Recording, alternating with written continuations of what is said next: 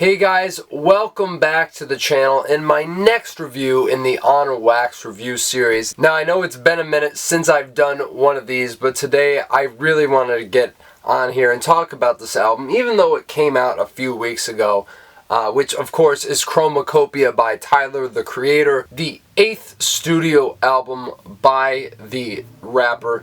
And Tyler, the Creator, is an artist I have a very, very interesting relationship with, we'll say. Of course, with the music, not with him himself. But at the beginning of his career, he was doing all this kind of shockcore, kind of Eminem ripoff stuff, which really came off more offensive more than anything, because it wasn't as clever or didn't have that tact that Eminem did. And I really was not a fan of his music at all.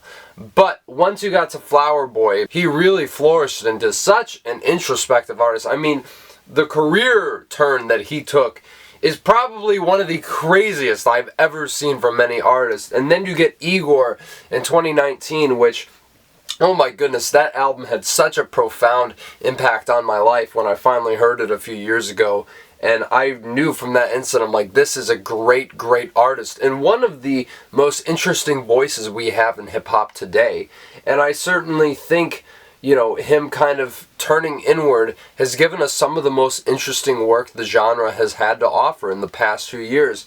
And of course, if you remember from my top 5 albums of 2021, if you've been following me for all that time, Call Me If You Get Lost at the time did make my list for the best of that year, even though I didn't quite love that album 100%, but I did really, really like it. It was a bit more braggadocious, but you still got glimpses of how masterful of a storyteller he is. And CHROMAKOPIA, it has been 3 years since we've gotten an album from Tyler, the Creator, which is the longest gap he's ever taken to make one in his entire career, because it's usually 2 years. So, and he kind of makes fun of that in the album and makes a point of such. But yet again, this was one I was really looking forward to. I heard great reviews. And honestly, just right off the top, I've got to tell you, I think that this is his best album after Igor. I mean, this album is truly, truly great. And I think a lot of what he has built over the past few years really flourishes in this album. And he explores different facets of his personal life and where he is on this album in ways that he hasn't before.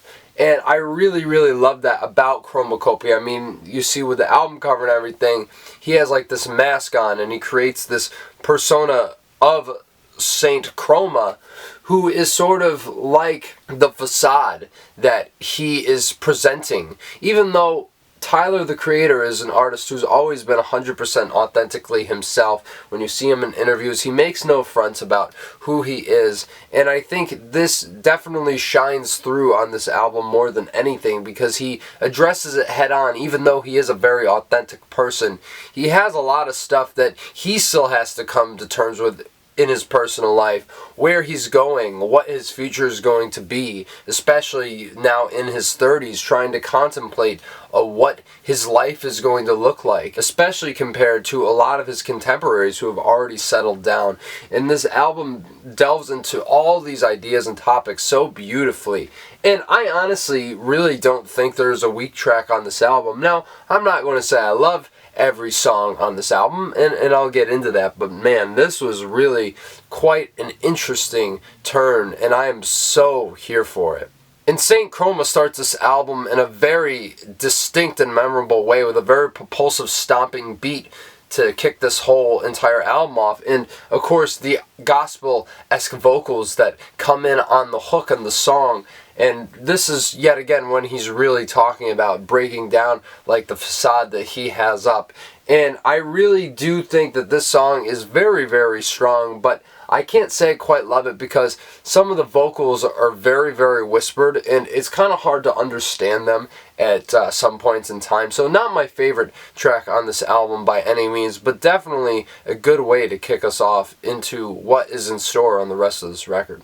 And then you got Ra-Ta-Ta, which I think is definitely one of the funniest cuts on this album, and has Tyler rapping in a very aggressive style that we are, become accustomed to at this point. And this track really has him take a look at his current status in the industry and where he's at, and definitely has a lot of great and memorable lines, like I said. But definitely I love the shout out to Lionel Boyce from Odd Future as L-Boy, and of course saying he's an actor now, you know, referring to him as Marcus on The Bear. Love him on that show. And of course Tyler even makes the point to say he's like, I'm second after Kenny, and that's a fact. So of course in reference to Kendrick Lamar. And honestly, I do think he's gotten to the point where he's earned that status in the industry.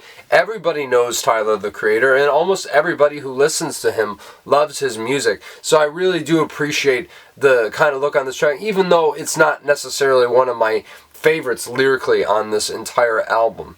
And then you got Noid, which was the first single I heard from this album. And speaking of The Bear, has Iowa Debris in the music video herself, which she kind of manifested. I thought that was kind of funny. But this song is easily one of the best on the entire record. One of my top 3 favorite tracks. Right from that opening guitar hook, which is almost Black Sabbath-esque. It almost feels like Tony Iommi is playing on the song, especially.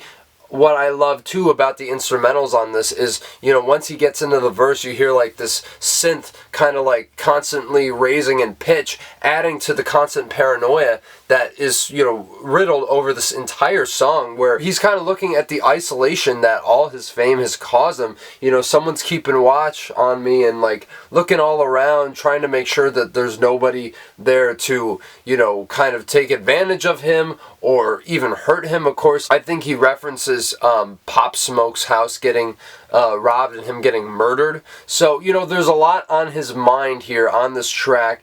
And of course the sample that he uses, the vocals, I don't know which language, it's in some African language. It just, oh my goodness, it is so effective in really drawing you into the soundscape of the song. Everything about it is just absolutely brilliant and easily, like I said, one of my favorites on this entire album.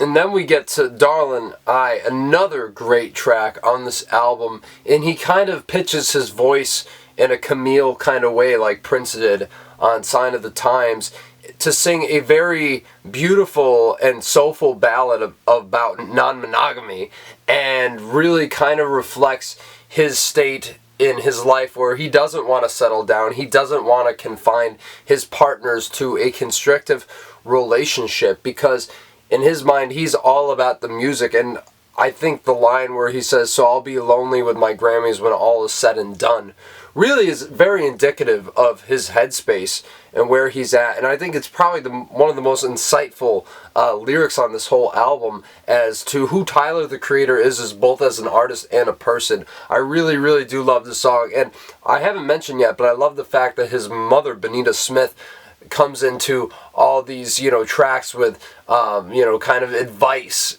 and kind of indicates the themes of such, where she says, you know, don't ever tell a bitch that you love her or whatever, you know, because, you know, unless you really mean it. It is very, very insightful, and I think this song is definitely a good follow-up to the last track. And then you get Hey Jane, which, to be honest, is my favorite song on this whole album, because I think this song exemplifies so wonderfully what a masterful storyteller Tyler is at his absolute best, where essentially he has this hookup with this girl and gets her pregnant, and basically both of them are leaving like voice messages to each other, and it's kind of done where you get one side of both of their perspectives, and you get, you know, like the mirroring of certain phrases that they use in each one's interaction with each other. It is so, so brilliant. And how this woman doesn't want to put the pressure on Tyler to have him be in this kid's life, and the fact that, you know, she's getting a little older and she might miss out the chance on motherhood. It is an unbelievably complex, well-constructed, and beautiful, beautiful song lyrically that I think is really revealing. Like, this is really Mr. Morale levels of being vulnerable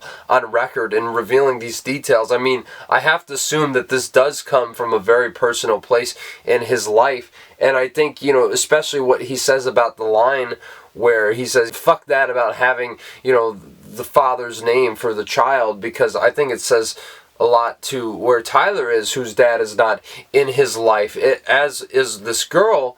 And basically how he has his father's name independent from his mother's maiden name. So it really is so complex and explores so many interesting ideas lyrically, and I think one of Tyler's absolute best songs of his entire career, to be honest. And then that leads into I Killed You, in which its bongo beat really reflects the cultural identity that is being suppressed so perfectly on here, talking about, you know, black hair, and especially for Tyler, who usually is always seen wearing caps or whatever, even though, of course, you see on the album his kinks in full view.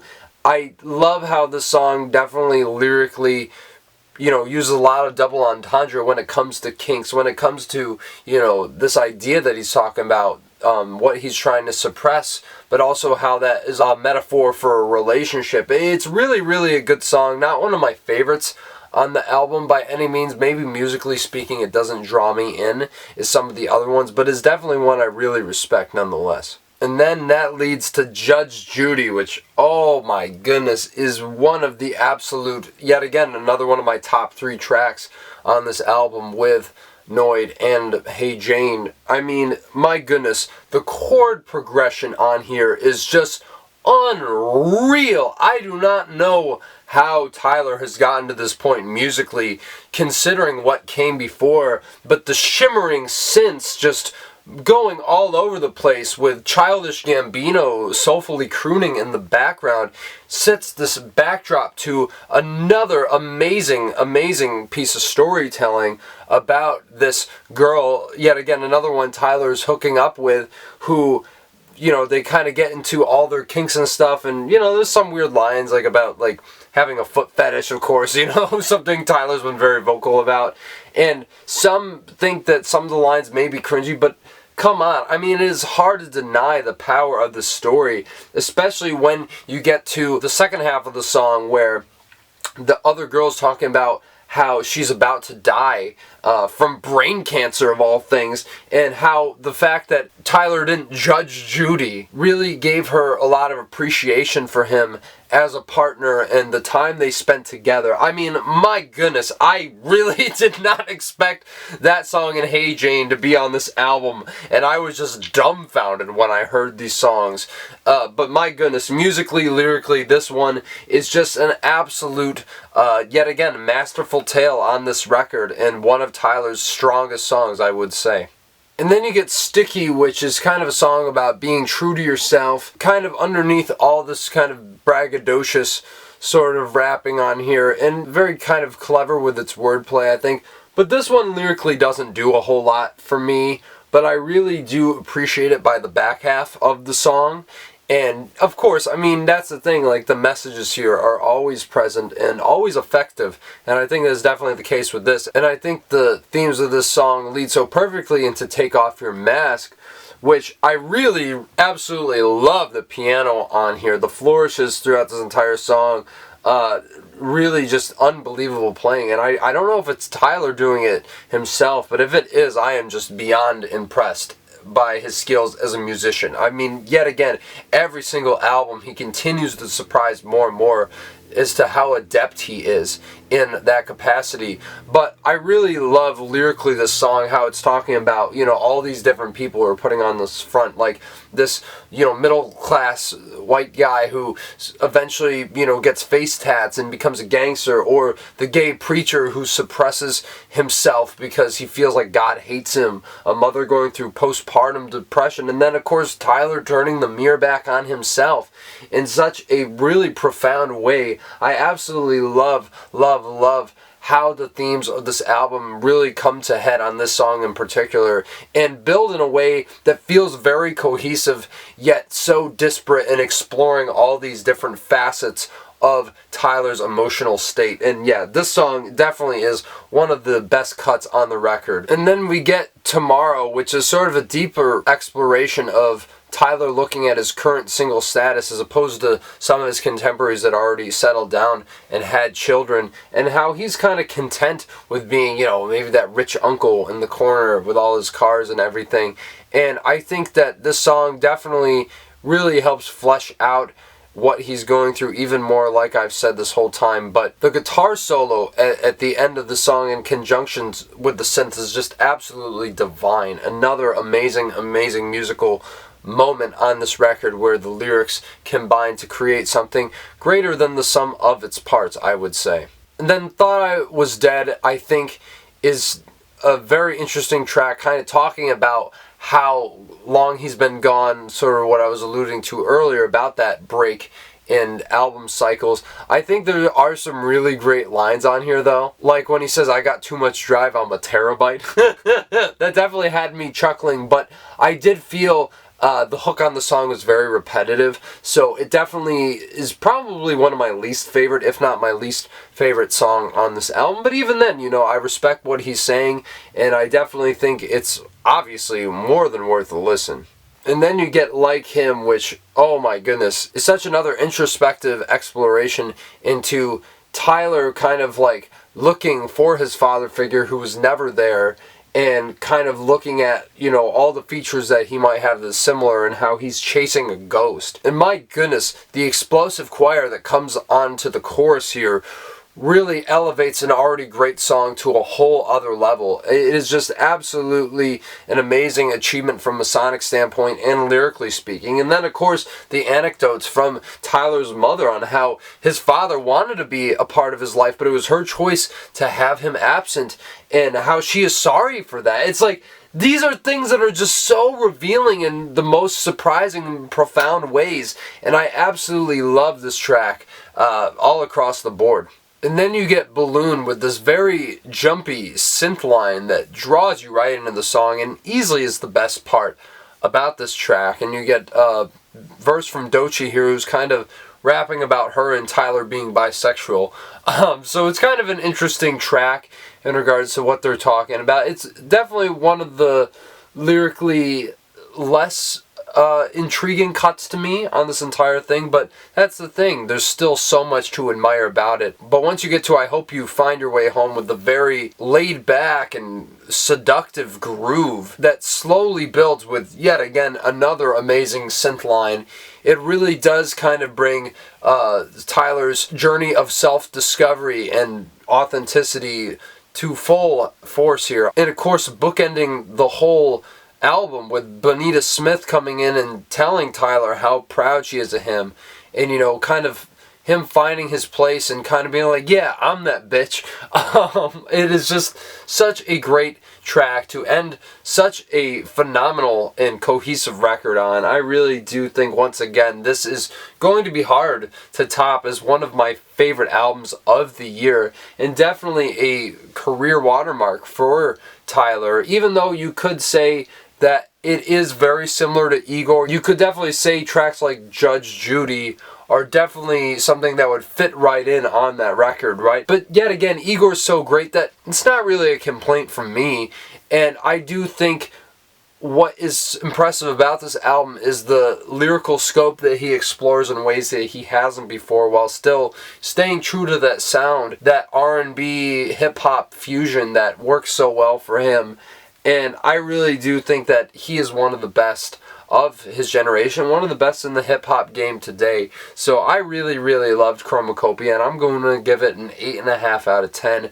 Definitely one of the best albums of the year, and I'm sure for all you who listen to it, and especially those who are Tyler fans, you will probably agree with me. But let me know down in the comments below if you do agree or not. I would love to hear your thoughts on this album and so much more. Thank you for tuning in to yet again another review in this series. Now, I don't do a whole lot of these, obviously. I definitely am more focused on movies, but I'm sure there is an album that will come out somewhere down the pipeline that I will be checking out very soon. So please stay on the lookout for the next video, and until then, you guys take it easy.